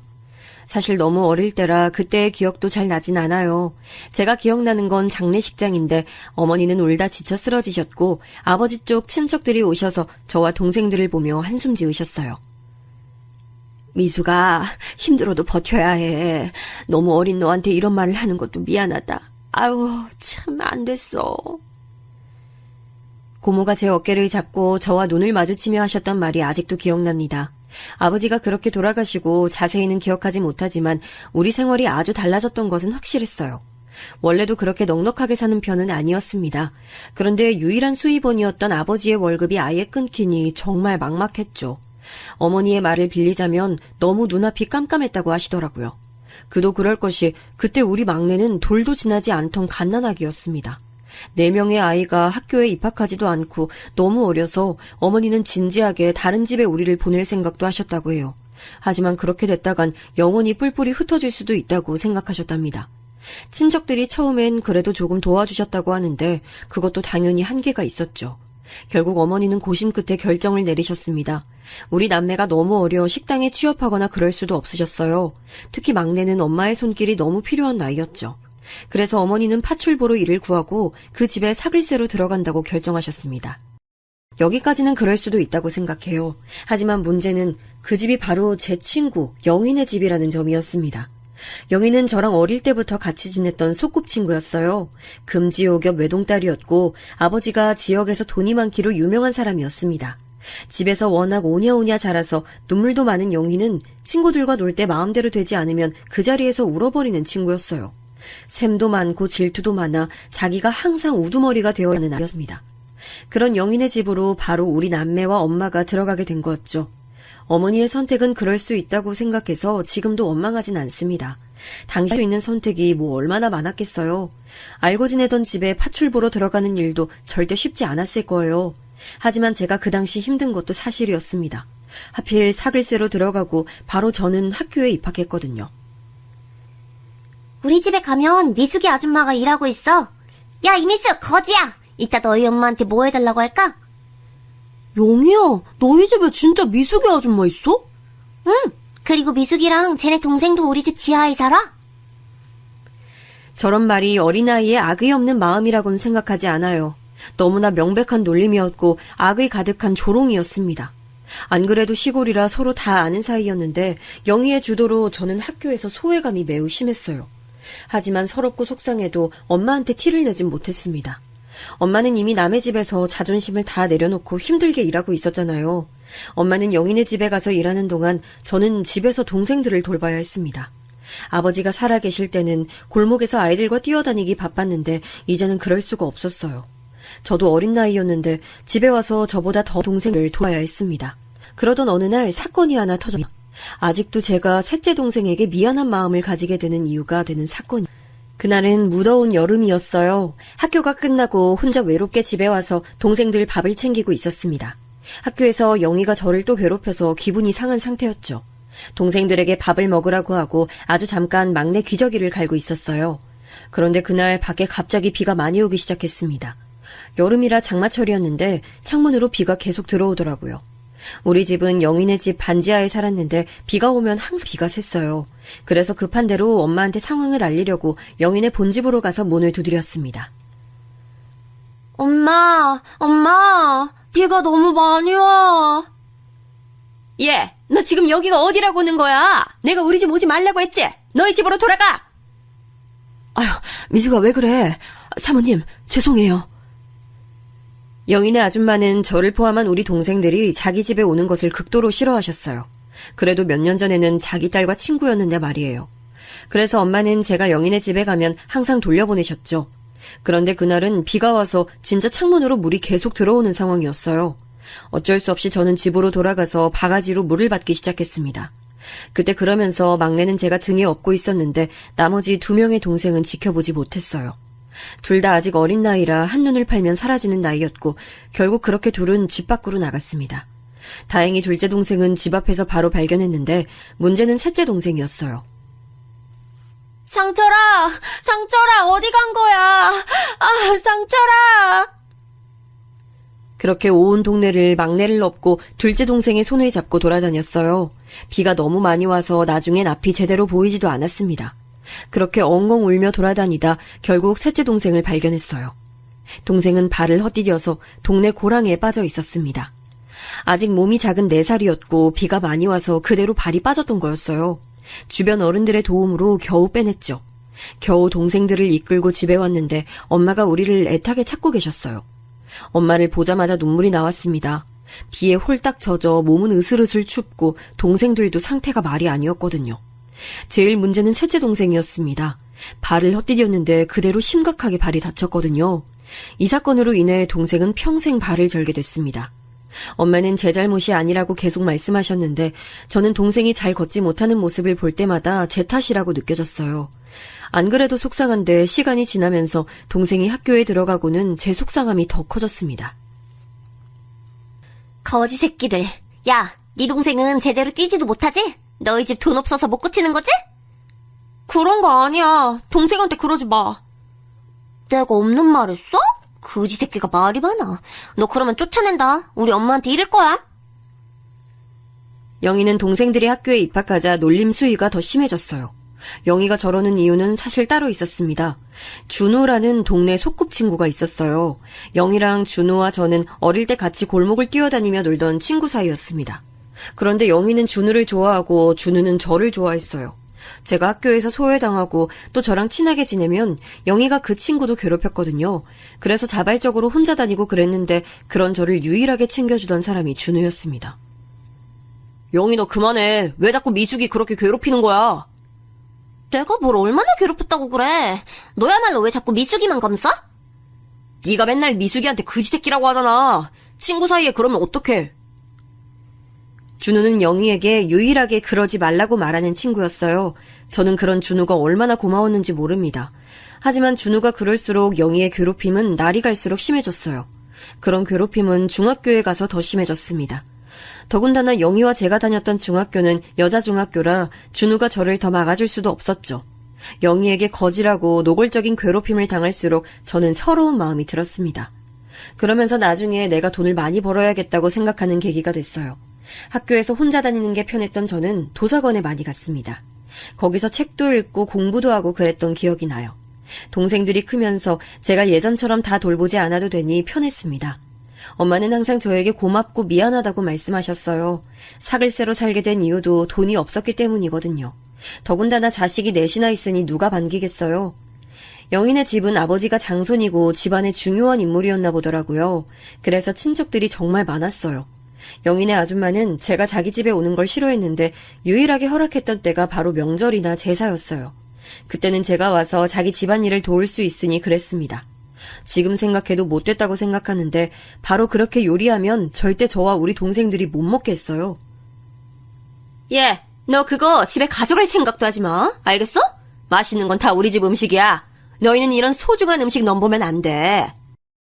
영희야, 여기 와서 갈비 먹어. 네. 미숙이 넌 거지라서 이런 거 못 먹어봤지? 네. 엄마 너무 맛있다. 사모님은 저한텐 먹지 말라고 하면서 영희는 항상 불러서 제 앞에서 음식을 먹이셨어요. 그러면 영희는 와서 보란 듯이 맛있게 먹었죠. 그 광경을 보고 배가 고파 입맛을 다셨던 적이 한두 번이 아닙니다. 엄마는 또 영희네 집에서 김장을 매년 하셨어요.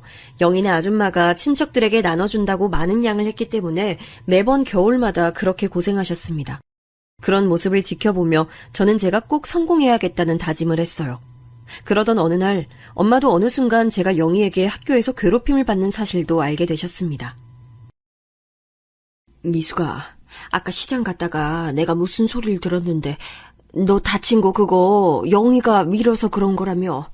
왜 엄마한테 얘기를 안 했어? 엄마 속상할까봐 그랬어. 미안하다. 엄마가 진짜 너무 미안해. 아니야, 엄마. 난 괜찮아. 우리 그래도 서로 의지하며 버티자.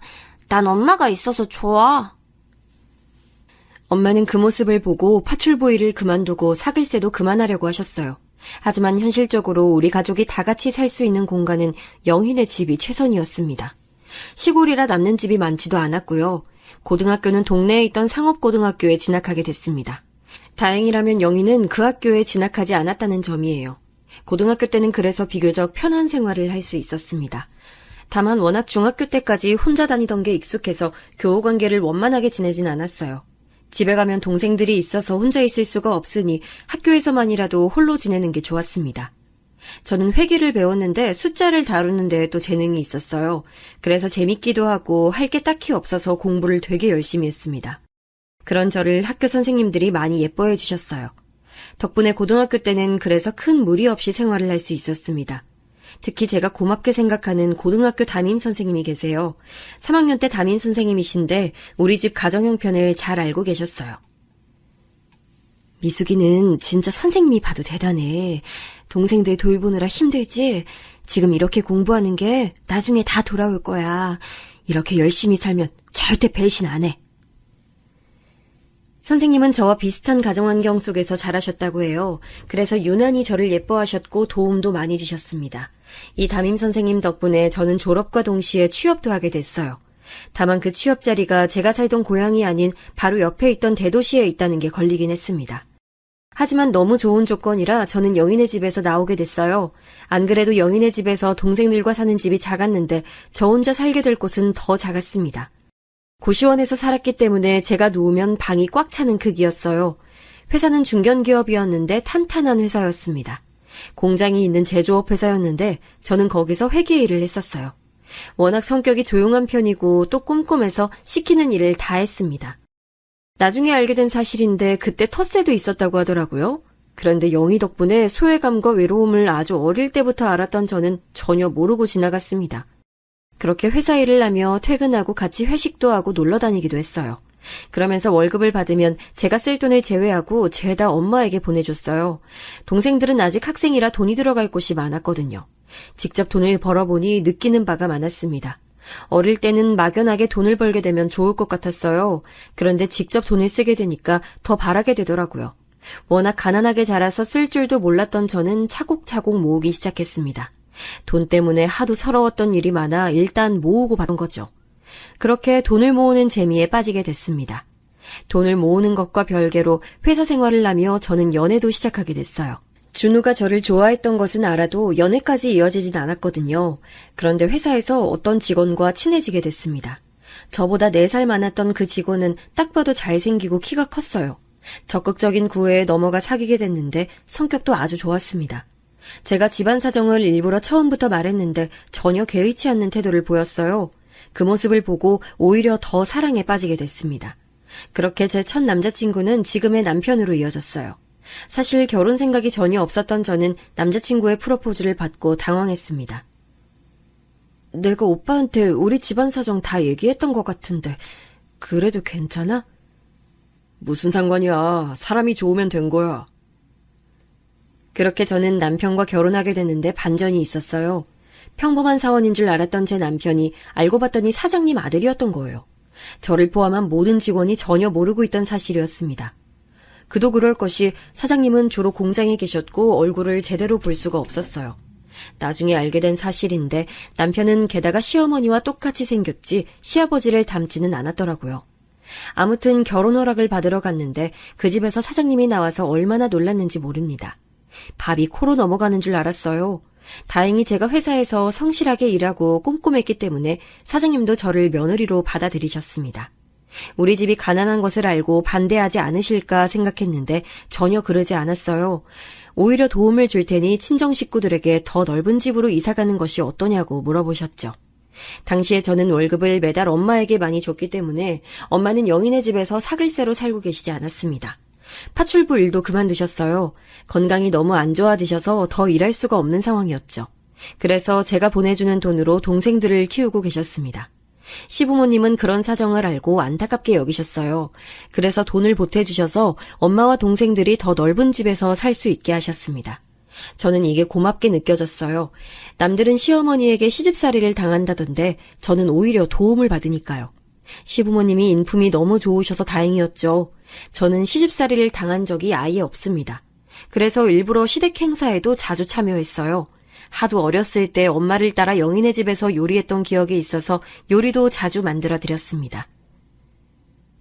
아니, 우리 며느리는 왜 이렇게 요리를 잘해? 갈비찜은 식당에도 되겠어. 아휴, 감사해요. 엄마가 손맛이 좋으셔서 보고 배웠어요.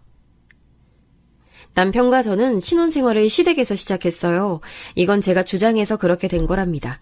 시부모님을 모시고 사는 건 전혀 힘든 일이 아니었어요. 오히려 배울 점이 많아 좋았습니다. 남편은 동생이 2명 있어요. 한 명은 남동생이고 한 명은 여동생인데 신혼 때는 동생들도 같이 살았어요. 회사 언니가 저에게 시누이가 그렇게 얄미울 수가 없다며 욕을 매일 했거든요. 그래서 얼마나 걱정했는지 모릅니다. 그런데 다행히 우리 시누이는 완전히 제 편이었어요. 언니가 들어와서 너무 좋아요. 저는 오빠들만 있어서 언니를 꼭 가지고 싶었거든요. 어찌나 말도 예쁘게 하고 애교도 많은지 시누이와 저는 자매처럼 잘 지냈어요. 결혼하고 직장을 그만뒀기 때문에 집에 있는 시간이 많았던 저는 시아버지의 돈으로 둘이 얼마나 놀러 다녔는지 모릅니다. 그러다가 문득 생각이 들었어요. 시아버지의 재력이 진심으로 부럽기 시작했습니다. 이렇게 딸과 며느리가 마음껏 놀 수 있게 하는 시아버지가 멋있었어요. 그러면서 어렸을 때 제가 돈 때문에 워낙 서러웠던 기억이 많잖아요. 그래서 그때부터 저는 돈에 관심이 생기기 시작했습니다. 정확히 말하면 투자에 관해 관심이 아주 많이 생겼어요. 시누이를 데리고 백화점에 가서 쇼핑하는 것이 아니라 저는 부동산 재개발 지역을 다니기 시작했습니다. 그러면서 주식에도 관심이 아주 많이 생겼어요. 전문 서적을 읽고 강연도 얼마나 많이 다녔는지 몰라요. 시누이는 제가 그런 곳에 다니니까 처음엔 흥미를 보이다 나중엔 언니 혼자 다니라고 하더라고요. 그래서 혼자 얼마나 많이 투자에 관해 알아봤는지 몰라요.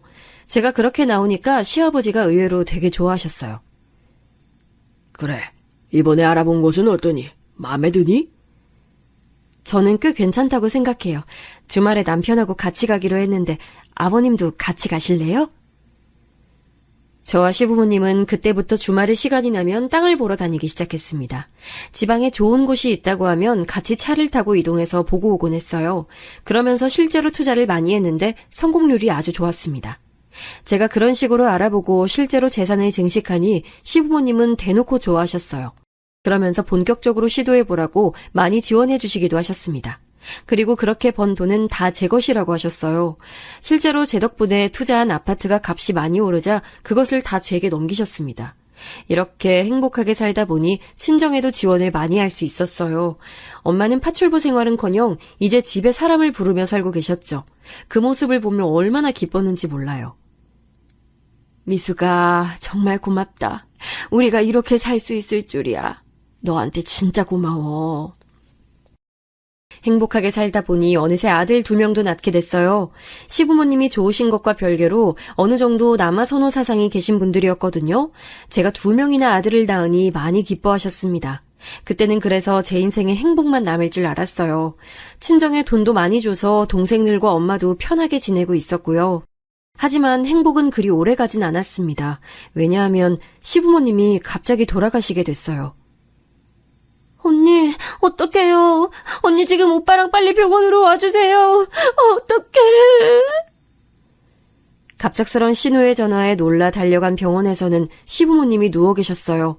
아무리 울부짖어도 시부모님은 이미 돌아가신 후였습니다. 신우이와 둘이 끌어안고 병원 바닥을 얼마나 굴렀는지 몰라요. 선생님, 돈 얼마든지 낼게요. 제발 살려주세요. 제발요. 살릴 수 있지 않아요? 방법 있잖아요. 저는 너무 간절한 마음에 의사를 붙잡고 울었지만 이미 돌아가신 시부모님은 살아오지 않으셨습니다. 시부모님은 우리 아버지처럼 교통사고로 돌아가셨어요. 운전하고 집에 돌아오시다가 음주운전차와 사고가 났습니다. 워낙 저한테 잘해주셨던 분들이라 눈물이 멈추질 않았어요. 시부모님을 보내고 나서 현실적인 문제도 있었습니다. 바로 시아버지가 회사를 운영하셨으니 그걸 물려받을 사람이 필요했어요. 그런데 운명의 장난처럼 도련님은 체육을 전공해서 운동선수로 생활하고 있었고 시누이는 무용을 전공하고 있었습니다. 회사 생활을 해본 사람이 남편이 유일했어요.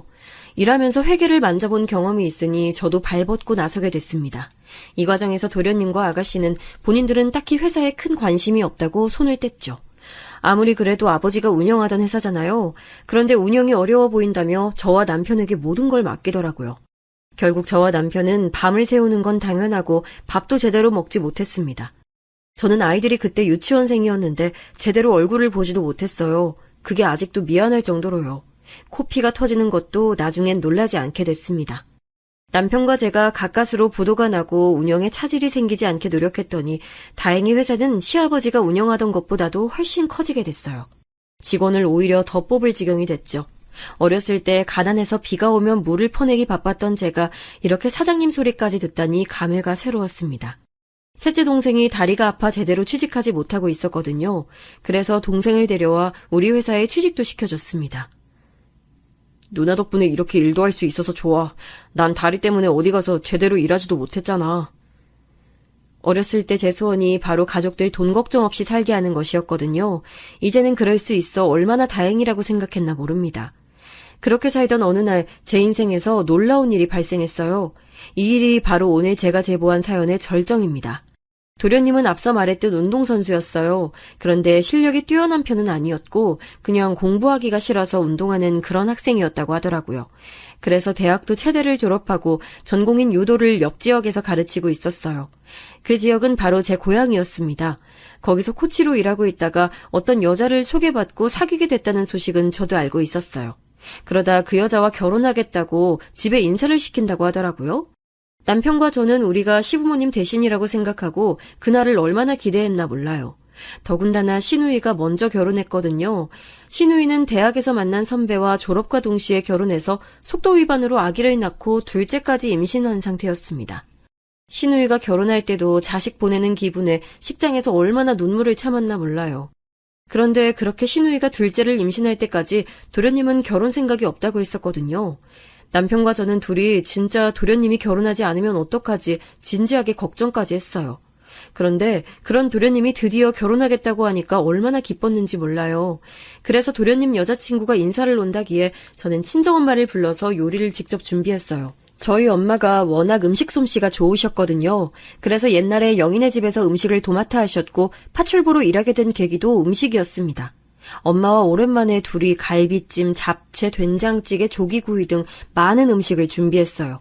그리고 설레는 마음을 가지고 백화점에 가서 새로운 친구를 맞이하려고 꽃다발까지 샀습니다. 시누이와 둘이 동서를 위한 화장품도 샀죠. 그리고 드디어 그날이 됐어요. 도련님이 딱 여자를 데리고 집으로 들어오는데 저는 너무 깜짝 놀라고 말았습니다. 저는 어렸을 때 기억 때문에 남들에게 딱히 관심이 없는 성격이에요. 괴롭힘을 워낙 심하게 당해서 혼자 있는 게 좋았고 그래서 다른 사람을 잘 기억하지도 못합니다. 이렇게 된 원인이 바로 영희잖아요.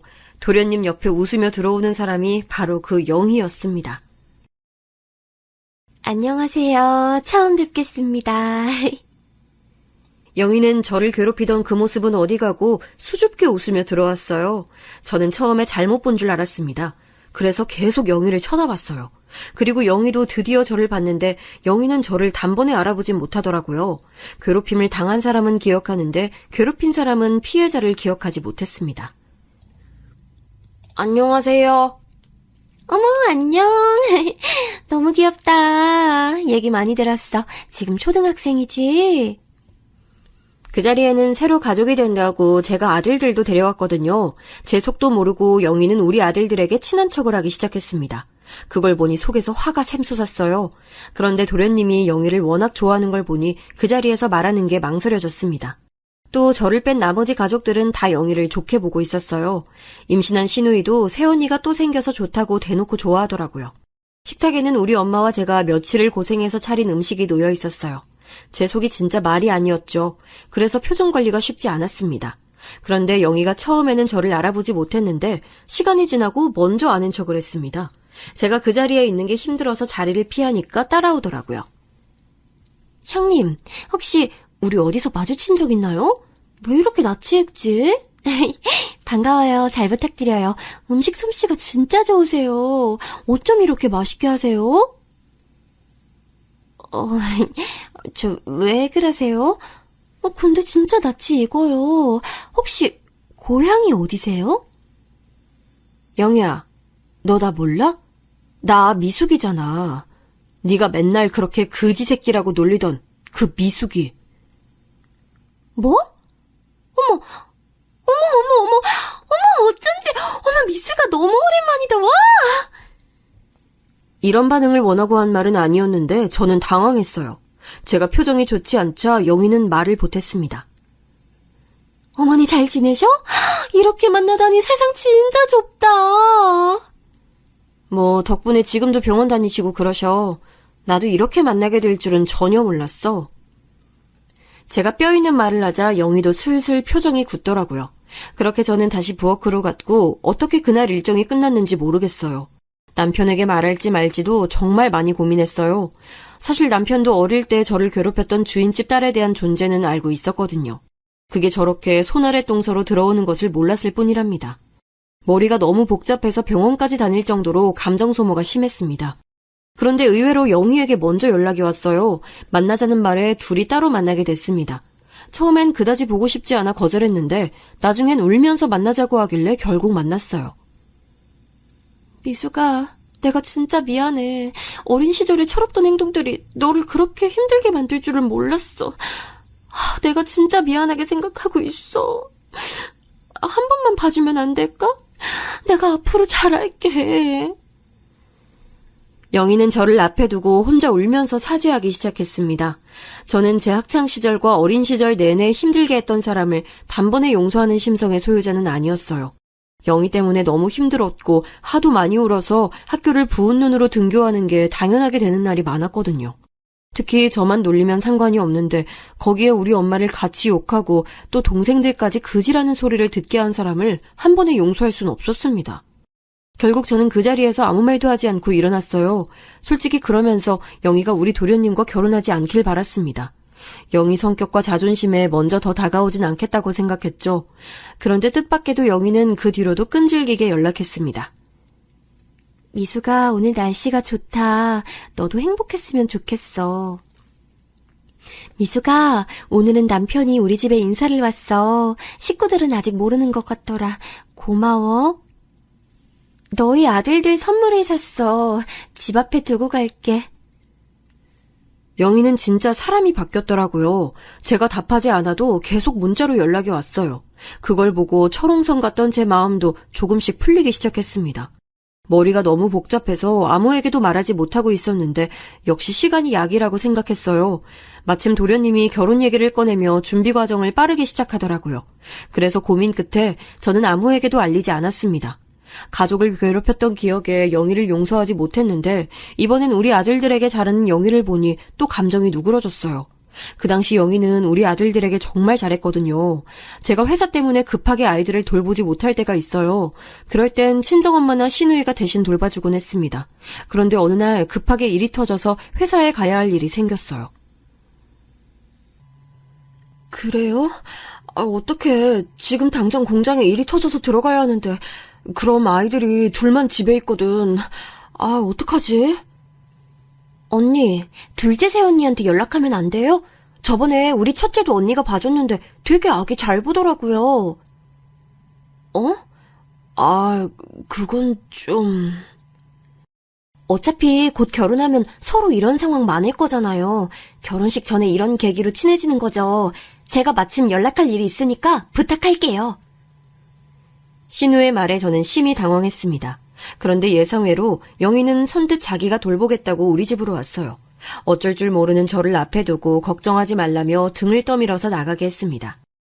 그런데 하필 그날 우리 아이들이 열이 나고 감기에 걸렸었어요.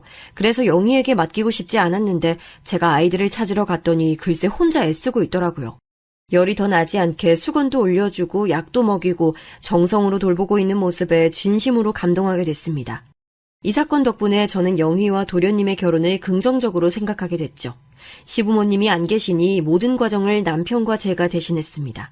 시누이한테 그랬던 것처럼 최고급 예식장에서 결혼도 하고 신혼집도 아주 비싼 아파트를 해줬어요. 결혼 준비를 도우며 알게 된 사실이 있었습니다. 바로 영희네 집이 예전처럼 잘 사는 집이 아니라는 거였어요. 분명 어릴 때는 넉넉하게 살았던 것 같은데 막상 결혼할 때는 그 정도는 아니더라고요. 제가 그렇게 생각하는 것을 눈치챘는지 영희는 말을 보탰습니다. 아, 미수가, 아니, 형님. 우리 집 형편이 기울었어. 예전 같은 집이 아니야. 그러면서 영희는 본인이 반성하게 된 계기가 되었다고 하더라고요. 그 모습을 보며 저는 사람을 용서하는 것도 사람의 덕목이라고 생각했습니다. 그러면서 과거가 뭐가 중요하냐고 우리는 앞으로 살아갈 미래를 보자고 했죠. 영희는 실제로 결혼하고 한동안 잠잠했습니다. 결혼 전보다는 당연히 우리 아들들에게 잘해주지 않았고 조금씩 이기적인 면모가 보이긴 했어요. 하지만 예전처럼 표독스럽게 굴진 않아서 저 정도면 됐다고 생각했습니다. 그 당시 남편은 동생들에 대한 애정과 책임이 매우 강했었어요. 저도 장녀니까 동생들을 항상 생각하는 경향이 있었는데 남편도 그랬습니다. 다만 다른 점이 있다면 우리 친정 동생들은 제가 그렇게 해주면 고마워했어요. 워낙 어릴 때 서로 의지하던 관계라 그런 걸까요? 하나를 해주면 진심으로 고마워하고 자기가 더 잘하겠다고 하는 동생들이었습니다. 그런데 시동생들은 달랐어요. 특히 시누이보다 서방님이 그건 더 심했습니다. 사람이 나쁜 건 아니에요. 그런데 책임감이 조금 부족했어요. 남편이 시부모님 돌아가시고 진짜 고생을 많이 했거든요. 회사를 책임진다고 저와 날밤을 새우고 코피가 나고 쓰러지기까지 했습니다. 병원에서 과로사 위험이 있다고 제발 적당히 일하라고 할 정도로요. 그런데 그렇게 키운 회사에 관심도 없던 서방님이 결혼하더니 슬슬 손을 벌리기 시작했습니다. 영희와 같이 우리 고향에서 살 줄 알았는데 우리 지역으로 오고 싶다고 해서 신혼집을 우리 집 주변에 얻어줬거든요. 그 이후로 서방님과 영희와 종종 만나는 경우가 생겼는데 어느 순간 우리에게 많이 의지하는 것을 깨달았어요. 서방님 부부는 부부 동반을 해서 만나도 밥을 단 한 번도 사지 않았습니다. 처음엔 남편과 제가 버는 돈이 훨씬 많고 또 연장자니까 아무렇지 않았어요. 그런데 그 횟수가 반복되자 점차 서운함이 쌓였습니다. 하지만 이런 걸 말하는 게 좀 어렵더라고요. 첫째라는 책임감 때문일까요? 그래서 대수롭지 않게 넘겼더니 이런 사소하고 크게 문제가 발생하기 시작했습니다. 영희는 시부모님 얼굴을 본 적이 없으니 시부모님 제사 때 큰 노력을 하지 않았어요. 음식은 오로지 제가 처음부터 끝까지 다 했습니다. 시누이가 와서 많이 도왔는데 영희는 진짜 손 하나 까딱하지 않더라고요. 차리는 것은 제가 하더라도 치우는 것은 같이 하길 바랐는데 그것도 신용만 잠깐 하는 모습에 점점 저도 화가 나기 시작했습니다. 동서, 같이 치우자. 이거 우리끼리 하면 힘들어. 아, 네, 잠시만요. 배가 좀 뭉쳐서요. 아, 왜 이렇게 힘들지? 영희는 임신하고 그런 행동이 더 심해졌어요. 1초 전까지 밥을 먹고 후식까지 챙겨 먹었으면서 제가 부탁하면 배가 뭉친다며 소파에 누워 꼼짝도 하지 않았습니다. 아프다는 사람한테, 그것도 임신한 사람한테 더 그럴 순 없잖아요. 그래서 별말하지 않고 넘겼어요. 그런데 그런 영희의 미운 행동은 시간이 지날수록 심해졌습니다. 나중에 아기를 낳고서는 그 경우가 더 격해졌죠. 아기를 돌본다고 아예 제사에 참석하지도 않았어요. 명절 때도 와서 딱 밥만 먹고 바로 일어나서 친정에 간다고 음식만 가져가는 것을 보고 저는 참을 수가 없었습니다. 결혼 전에 보였던 모습은 이미 사라지고 없었어요. 그냥 그때만 조금 연기를 한 거였죠. 사람이 개과천선에서 바뀐 줄 알았는데 그건 제 착각이었어요. 그래서 그때부터 영희와 저는 갈등이 표면상으로 드러나기 시작했습니다. 동서, 그래도 집안 행사잖아. 서로 도와야지 그게 가족이지. 자꾸 이렇게 혼자 빠지면 곤란해. 알겠어. 미숙이 넌 둘이 있을 때도 꼬박꼬박 동서라고 부르더라. 나 서운해. 지금 그 말 하자는 게 아니잖아. 다른 사람 다 돕는데 너만 빠지면 어떡해. 알겠어. 시부모가 없어서 시집살이 안 할 줄 알고 좋았는데 형님이 날 쥐잡듯이 잡네. 뭐라고? 너 지금 뭐라고 했어? 다시 말해봐. 됐네요. 영희는 시간이 지날수록 본색을 드러냈어요. 저도 참지 않고 대응하니 우리의 갈등을 가족들이 아는 건 시간 문제였습니다. 그래도 저는 과거 얘기를 가족들에게 하지 않고 있었어요. 거기까지 내려가면 끝도 없다고 생각했죠. 그런데 제가 결국 가족들에게 얘기하게 된 사건이 발생했습니다. 바로 영희가 아이를 낳고 키우면서 갈등은 점점 심해졌어요. 저는 영희를 가족으로 받아들인 이유가 우리 아들들에게 잘해서잖아요. 그래서 아이는 죄가 없다고 생각하고 시조카를 예뻐했어요. 더군다나 영희 자식이 성별이 딸이라 저는 딸이 없으니 더 예뻐했습니다. 그런데 영희는 본인이 어렵지 않게 자라서 그런 건지 혹은 원래 사치가 심해서 그런 건지 매우 딸을 애지중지 키웠어요. 본인 자식 소중한 것은 모든 부모가 마찬가지니까 그 부분에서 서운한 건 없었습니다. 그런데 영희는 자꾸 거슬리게 하는 말을 꺼냈어요. 준영이 입은 옷 저번에 한영이가 입지 않았나? 똑같은 것 같아요. 아, 형제니까 물려 입는 거지. 아깝잖아. 옷에 돈 아끼는 건 여전하네. 뭐? 그게 무슨 말이야?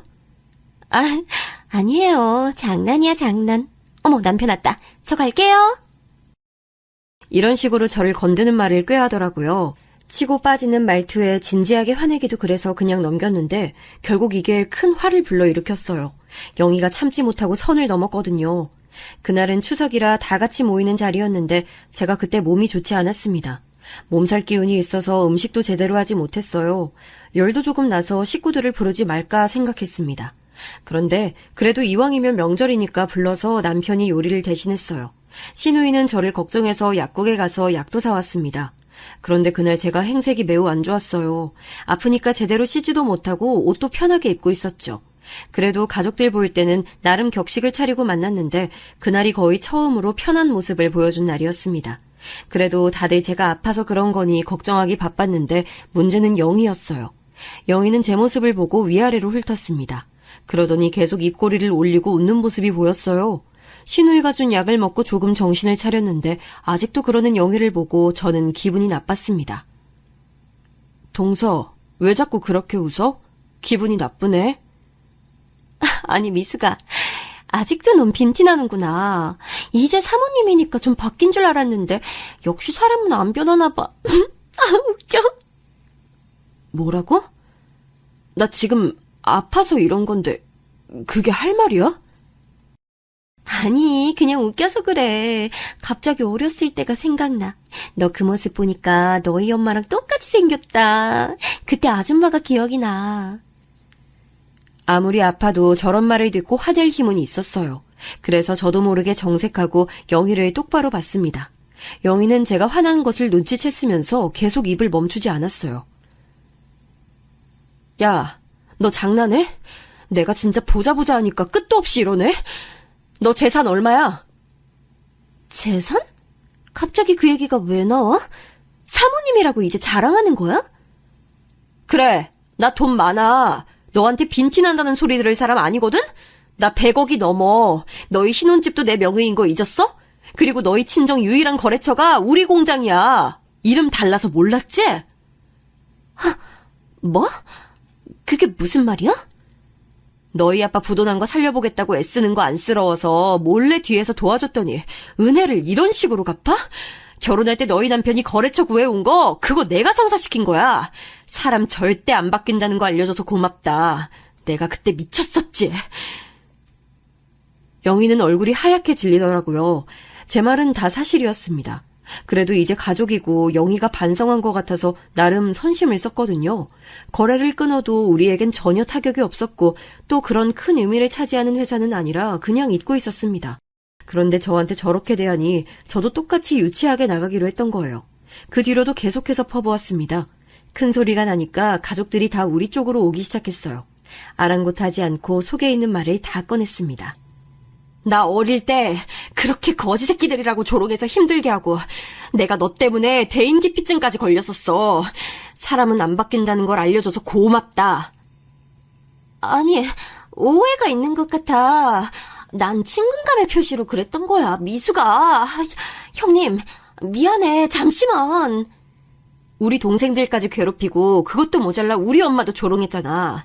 내가 그거 다 눈 감아줬으면 고마워해야지. 뭐 빈티? 장난하니?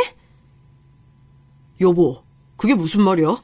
그 인간 같지도 않던 사람이 재수 씨라고? 하, 이게 말이 돼? 왜 그동안 말을 안 했어? 제 말에 남편은 표정이 눈에 띄게 굳었습니다. 저는 놓치지 않고 남편과 시동생에게 말을 꺼냈어요. 남편은 저와 영희를 계속 번갈아 쳐다봤습니다. 제가 얼마나 고통스러워했던지 아는 사람이라 이 상황을 믿을 수 없다는 표정이었어요. 왜 내가 결혼 전에 가난이 힘들었다고 했던 거 기억나지? 그거 원인이 다 쟤야. 우리 집이 쟤네 집에서 사글세 생활했었거든. 얼마나 괴롭혔던지 몰라. 그동안 혼자만 알고 있었더니 이런 식으로 갚네? 시원하게 속에 있던 말을 다 꺼내니 말이 술술 나오더라고요. 그렇게 다 쏟아내니까 너무 후련했습니다. 그 뒤로는 신혼집에서 나가라고 통보하고 당연히 영희 아버지 회사와의 거래도 끊었어요. 그리고 차분하게 영희와 연락을 다 끊었습니다. 내가 미안해, 미수가. 형님, 진짜 잘못했어. 지금 남편이 모든 사실을 알고 이혼하자고 하더라. 나 같은 사람하고 소름 끼쳐서 못 살겠대. 내가 너무 미안해. 나 반성하고 있어. 잊을만 하면 연락이 오길래 그냥 아예 차단하고 보지 않았어요. 남편을 통해 들은 소리로는 결국 영희는 서방님에게 이혼당했다고 하더라고요. 알고 봤더니 저와의 관계뿐만이 아니고 영희가 워낙 사치가 심했다고 해요. 안 그래도 서방님은 스트레스를 받고 있었는데 이런 사람인 줄 몰랐다며 이혼 소송을 진행했다고 합니다. 지금은 그래서 다시 제 일상에 활력을 다시 찾게 됐어요. 남편과 두 아들 그리고 친정과 시댁 식구들과 아주 행복하게 잘 지내고 있답니다. 여기까지가 제 사연인데 재밌게 들으셨는지 모르겠어요. 저는 어렸을 때 서러움이 다 내려갔답니다. 들어주셔서 정말 감사합니다.